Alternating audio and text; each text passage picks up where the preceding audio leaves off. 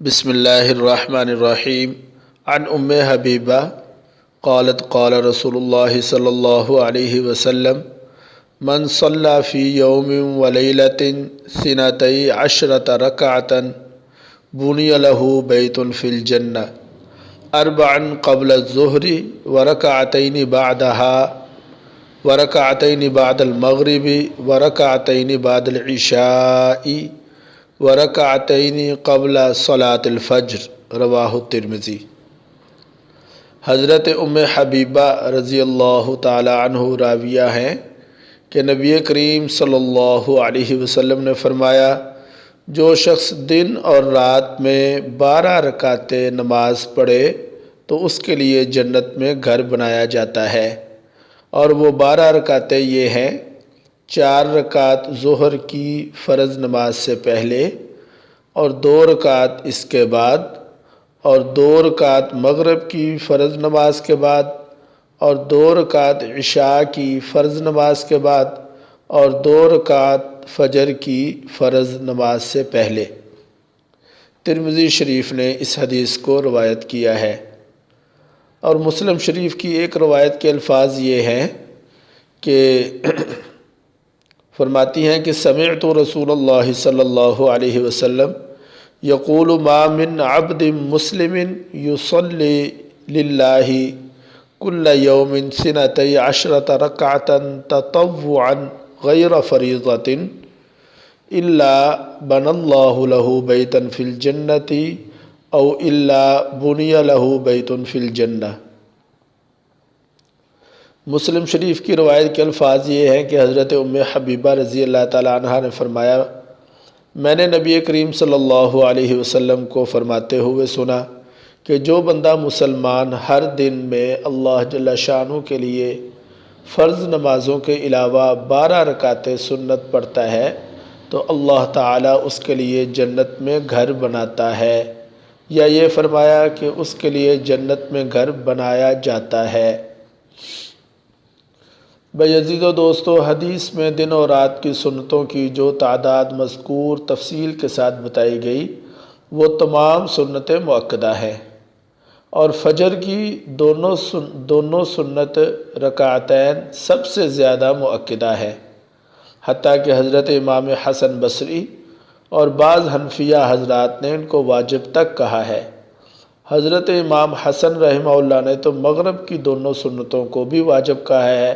لیکن اس حدیث کے پیش نظر ان کے قول کی تردید کی گئی ہے کہ وہ واجب نہیں بلکہ سنت ہے۔ تو یہ تو ہو گیا ان سنت کے پڑھنے کا حکم۔ اب یہ سنیں کہ شریعت اسلامی میں نماز چونکہ سب سے عمدہ اور اعلیٰ درجہ کی عبادت ہے، نیز دوسری عبادتوں کے مقابلہ میں اس کی بڑی اہمیت ہے، اور خداوند قدوس کی بارگاہ میں سب سے زیادہ محبوب اور مرغوب ہے، اس لیے اس عبادت میں جتنی زیادہ کثرت اور زیادتی اختیار کی جاتی ہے، اسی قدر نہ صرف یہ کہ بندہ کی سعادت و بھلائی، بے پناہ رفعتیں اور عروج بندہ کو ملتی ہے، بلکہ وہ اپنی پوری عبودیت اور خداوند عالم کی حاکمیت اور کبریائی کا اظہار بھی کرتا ہے۔ اور میرے عزیز و دوستو، بہت سی چیزیں دین اسلام میں شریعت میں فرض ہیں، لیکن آپ یہ جان کر حیران ہوں گے کہ اللہ رب العزت نے سوائے نماز کے تمام عبادتوں کو صرف فرائض تک محدود رکھا، لیکن چونکہ نماز اللہ رب العزت کو محبوب بھی ہے، مرغوب بھی ہے، اور اس عبادت میں جتنی زیادہ کثرت اور زیادتی ہوگی اتنا ہی بندہ اللہ کے قریب ہوگا، تو اس لیے نماز کو صرف فرائض و واجبات تک ہی محدود نہیں رکھا، بلکہ اس کے ساتھ سنتیں بھی جوڑی ہیں، یعنی اس عبادت کو یعنی نماز کو فرائض و واجبات کے علاوہ سنن سے بھی نوازا ہے، چنانچہ ہر فرض نماز کے ساتھ کچھ سنتیں بھی مقرر کی گئی ہیں۔ اب یہ سنیں کہ ان کو مقرر کرنے کی یعنی یہ جو سنتیں ہیں حکمت کیا ہے، یہ سنتیں کیوں رکھیں؟ تو حکمت اس میں یہ ہے، توجہ فرما لیں، کہ یہ عبادت اللہ کو بڑی محبوب ہے، لہذا فرائض کے ساتھ کچھ سنن بھی رکھ دی گئی۔ اور میرے عزیز و دوستو، پھر ہماری آسانی کے لیے ان سنتوں کو فرائض کے ساتھ جوڑ دیا، یعنی فرض پڑھنے کے لیے تو ہم آتے ہی ہیں ماشاءاللہ، تو فرض پڑھ لو اور ساتھ ہی یہ سنتے بھی ادا کر لو، یعنی ان کے لیے کوئی علیحدہ وقت نہیں رکھا کہ ہم فرض پڑھنے کے لیے علیحدہ آئیں اور جناب پھر اس کے بعد سنت پڑھنے کے لیے اس کے علاوہ آئیں، بلکہ فرض پڑھنے آؤ اور سنت بھی پڑھ لو۔ اور بھئی اس میں فائدہ کیا ہے؟ تو سنت پڑھنے کا فائدہ یہ ہے کہ فرض نماز کی ادائیگی میں جو نقصان اور کوتاہی واقع ہو گئی ہو وہ سنن اور نوافل سے پوری ہو جاتی ہے، تو یہ فائدہ ہے ان کے پڑھنے میں۔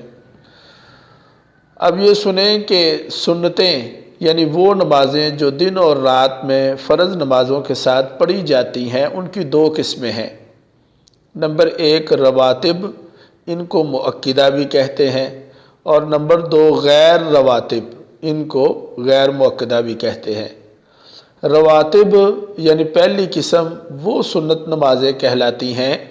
جن پر حضرت صلی اللہ علیہ وسلم نے مداومت اختیار فرمائی ہو، ہمیشگی اختیار فرمائی ہو، اور غیر رواتب یعنی غیر مؤکدہ وہ سنت نمازیں کہلاتی ہیں جن پر حضرت صلی اللہ علیہ وسلم نے مداومت اختیار نہیں فرمائی، جیسے عصر کے وقت کی سنتیں۔ اب یہ اگلی بات یہ سن لیں کہ سنت پڑھنے کا طریقہ کیا ہے۔ تو سنتیں پڑھنے کا بھی وہی طریقہ ہے جو فرض نماز پڑھنے کا ہے، فرق صرف اتنا ہے کہ فرض نماز کی صرف 2 رکعتوں میں سورہ فاتحہ کے بعد دوسری سورت بھی پڑھنے کا حکم ہے، اور سنت نماز کی سب رکعتوں میں سورہ فاتحہ کے بعد دوسری سورت بھی پڑھی جاتی ہے، پڑھنے کا حکم ہے۔ 3 چیزیں ہو گئی، فرض، سنت مؤکدہ اور سنت غیر مؤکدہ۔ فرض میں تو ہم صرف پہلی 2 رکعتوں میں سورہ فاتحہ کے ساتھ کوئی سورت ملاتے ہیں، اور سنت مؤکدہ میں 4 رکعت میں سورہ فاتحہ کے ساتھ سورت ملائیں گے، اور سنت غیر مؤکدہ میں ہم یہ کریں گے کہ پہلی 2 رکعتوں کو پورا کر کے سورہ فاتحہ پڑھ کے ساتھ سورت ملا کر پوری اتحیات، پوری دعا، پورا درود پاک پڑھ کر آخر تک جب سلام پھیرنی ہوتی ہے وہاں تک پڑھیں گے۔ بھائی سن رہے ہیں بات؟ تو سلام پھیرنی ہوتی ہے وہاں تک پڑھیں گے لیکن سلام نہیں پھیریں گے،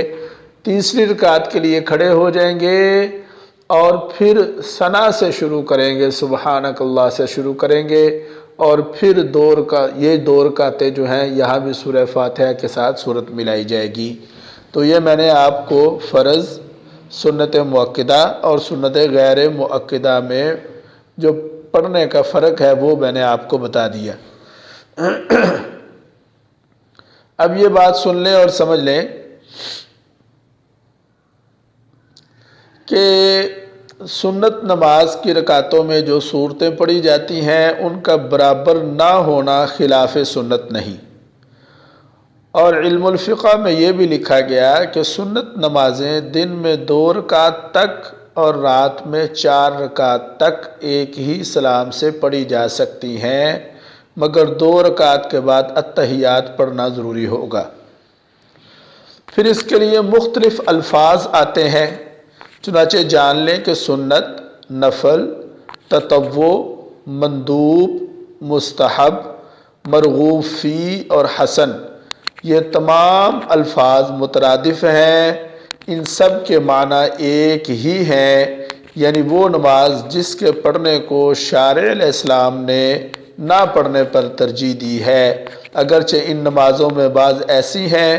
جو دوسری بعض کے مقابلہ میں سنت مؤکدہ ہیں۔ اور فضیلت یہ ہے، فرمایا جو اہتمام کرے گا ان 12 رکعتوں کا، اللہ رب العزت اس کا گھر جنت میں بنائیں گے۔ اللہ تعالیٰ سے دعا ہے کہ اللہ تعالیٰ مجھ کو اور آپ کو اہتمام کی توفیق عطا فرمائے۔